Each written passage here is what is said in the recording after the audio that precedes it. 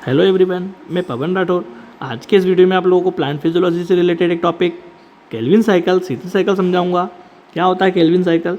तो basically photosynthesis की दो जो प्रोसेस है, light reaction and dark reaction. तो डार्क रिएक्शन में जो केल्विन एक फर्स्ट है ना, इसमें एक साइंटिस्ट थे, इन्होंने इसको डिस्कवर किया था फर्स्टली, इसलिए केल्विन नाम इसको दिया गया। C3 क्या है यहाँ पर? तो C3 मीन 3 कार्बन, C से कार्बन, 3 से 3 उसकी बैलेंसी, तो 3 कार्बन वाला इसमें फर्स्ट जो कंपाउंड है फास्फोग्लिसरिक एसिड बनता है, इसलिए इसको C3 साइकिल कहते हैं। ये PG है, ओके। फास्फोग्लिसरिक एसिड 3 कार्बन की इसकी बैलेंसी होती है, इसलिए इसको C3 चक्र कहा गया। मैकेनिज्म देखें, मैकेनिज्म ऑफ केल्विन साइकिल, इसमें कार्बोक्सिलेशन होगा, एक तो रिडक्शन होगा, हेक्सो शुगर का फॉर्मेशन होगा, राइबोलोज 5 फास्फेट या है ना डी है ना, जिसको बाई फास्फेट या डाई फास्फेट दोनों एक ही होता है, तो रीजनरेट होगी ये 5 स्टेप टोटल है ना। हम देखिए इसमें आगे 5 कार्बन इसकी बैलेंसी, इसमें स्टार्ट कहाँ से होता है? 6 मॉलिक्यूल, ठीक है, राइबोलोज 6 फास्फेट के बने, ये हमारी फर्स्ट स्टेप हैगी। यहाँ पर आकर वापस पूरा प्रोडक्ट बन जाएगा। तो फर्स्ट स्टेप हमारी 6 molecule, okay, 6H2O + 6CO2। Plant photosynthesis का काम करते हैं। फोटोसिंथेसिस एक इम्पॉर्टेंट प्रोसेस होती है जिसमें लाइट रिएक्शन, डार्क रिएक्शन। तो डार्क रिएक्शन मीन कुछ स्पेसिफिक टाइप के प्लांट जो नाइट में भी फोटोसिंथेसिस की प्रोसेस को कंप्लीट करते हैं, उनमें कंप्लीट होती है। फर्स्टली रूबिस्को एंजाइम की प्रेजेंट में कंप्लीट होती है। 6H2O और 6CO2, ये दो हमारे जो प्रोडक्ट हैं ये आए।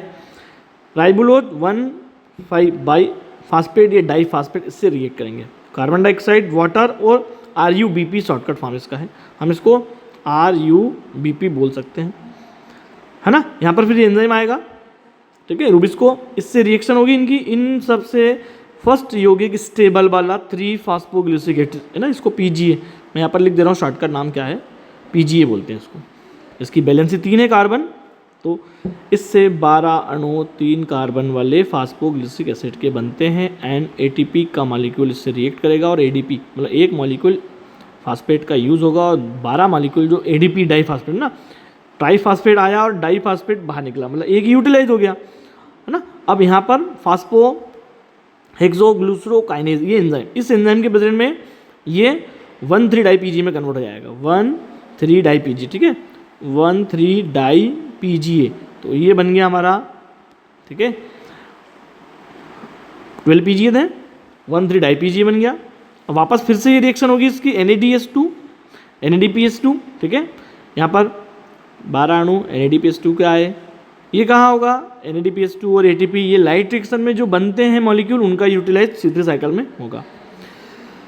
ये जो है मॉलिक्यूल वापस फिर से रिडक्शन इसमें होगा, ये 3 फास्फोग्लिसरोहाइड्रोजिनेज एंजाइम, ठीक है, ये नाम लिखा हुआ है, 3 फास्फोहेक्सोडिहाइड्रोजिनेज एंजाइम की प्रेजेंट में 12 फास्फेट के मॉलिक्यूल यहाँ से निकलेंगे, ये बनाएगा 3PGALD मीन फास्फोग्लिसरल्डिहाइड, ये भी 3 इसकी बैलेंस, ये 12 मॉलिक्यूल बनेंगे ना, ये बन गया हमारा 3PGALD, 3PGALD ये बन गया। तो ये मॉलिक्यूल PGALD बना। अब ये 12 अणु जो PGALD के बने हैं वो अलग अलग प्रकार से यूटिलाइज होंगे इस साइकिल में। 3 मॉलिक्यूल फ्रक्टोज 1,6 डाईफास्फेट बनाएंगे, डाईहाइड्रोक्सीएसीटोन फास्फेट बनेगा यहाँ पर, फिर ये ट्रांसकीटोलेज एंजाइम की प्रेजेंट में रिएक्शन होगी इसकी, ठीक है। अलग अलग प्रकार के PGALD मॉलिक्यूल जाएंगे नेक्स्ट स्टेप में। फ्रक्टोज 1,6 डाईफास्फेट DIHAP इसको शॉर्ट फॉर्म में कहेंगे, ये एल्डोलेज से क्रिया करेगा और फ्रक्टोज 1,6 डाईफास्फेट का फॉर्मेशन करेगा। फ्रक्टोज 1,6 डाईफास्फेट फास्फो जो फास्फेटेज एंजाइम है यहाँ पर, इससे रिएक्ट करेगा और 6 फॉस्फेट में कन्वर्ट होगा। 6 है ना, जो फॉस्फेट है फ्रक्टोज के, इसमें 3 मॉलिक्यूल बनेंगे।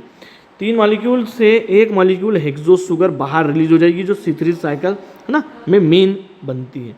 इसी हेक्सो मॉलिक्यूल के बनने को, इसी प्रोसेस को बनने के लिए पूरी साइकिल कंप्लीट होती है। तो एक मॉलिक्यूल रिलीज होता है, 6 कार्बन उसकी बैलेंसी होती है।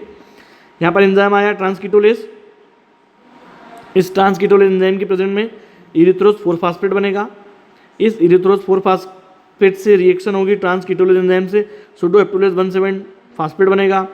सूडो एप्टोलेज 1,7 फास्फेट से सूडो एप्टोलेज 7 फास्फेट बनेगा। ये वापस फिर से जाइलुलोज 5 फास्फेट बनाएगा। ये जाइलुलोज और राइबुलोज ये दोनों मिलकर राइबुलोज 5 फास्फेट का फॉर्मेशन करेगा और वापस आकर यहाँ पर जो फास्फोराइबुलोज काइनेज एंजाइम है, ये वाला एंजाइम यहाँ पर आकर वापस आरयूबीपी का फॉर्मेशन कर देगा। तो आरयूबीपी जो मेन प्रोडक्ट है वो वापस फिर से बन जाएगा। आरयूबीपी इसका फुल नेम होता है राइबुलोज, है ना, बाईफास्फेट या डाईफास्फेट, डीपी भी बोल सकते हैं, आरयूडीपी भी वर्ड यूज़ कर सकते हैं हम। तो ये C3 चक्र कई बार परीक्षा में आया है, आप लोग इसको प्रिपेयर कर सकते हैं। ये साइकिल है, ठीक है, इसको मैंने समझाया। इसमें डिफरेंट टाइप के एंजाइम हैं। एक हेक्सोस के मॉलिक्यूल बनना, ये वाला जो मॉलिक्यूल है, ठीक है, इसको बनने के लिए पूरी प्रोसेस कंप्लीट होती है। एंजाइम है अलग अलग, एंजाइम के नाम बता रहा हूँ मैं आपको, ठीक है, काइनेस, ठीक है, डिहाइड्रोजनेस और म्यूटेस, फिर फॉस्फेटेस, ट्रांसकीटोलेस, फिर एक एंजाइम हमारा इंपॉर्टेंट है इसमें ट्रांसकीटोलेस, ठीक है ना, वो इरिथ्रोज 4 फास्फेट का फॉर्मेशन कर रहा है। तो ये स्टेप कई बार एग्जाम में आई है, ठीक है। C3 cycle, C mean carbon, 3 मतलब इसकी बैलेंसी, 3 कार्बन वाला first stable compound phosphoglyceric acid बनता है ये PGA, ओके, इसीलिए इसको C3 चक्र कहते हैं। तो आप लोग जरूर चैनल को सब्सक्राइब करें और अधिक से अधिक वीडियो को शेयर करें। Thank you so much.